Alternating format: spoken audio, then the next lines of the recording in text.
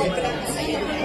At sinabi sa akin, kaibigan ng tatay ko, sabi niya, hindi mo maiintindihan kaming mga tatay na kaming mga abogado, pag nagkaroon kami ng anak na abogado.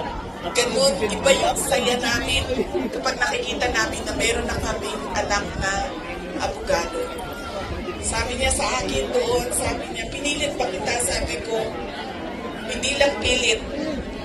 Sinigawan mo ako at pinaiyak mo ako ng madaming beses dahil sa edukasyon at sa pag-aaral. At sabi niya, di buti na lang dahil meron akong abogado ngayon na anak na inutos-utusan ko dyan. Kausapin niyang mga huwes dyan. At ngumiti siya. He smiled. And it seemed to me that it was a comfort to him that he had a daughter who is a lawyer. In fact, sabi niya,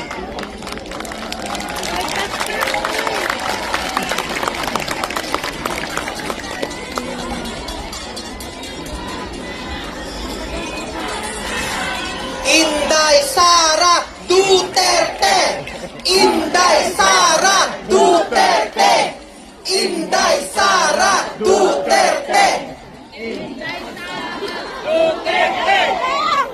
sabi niya, lagi, pag pumapasok ako doon na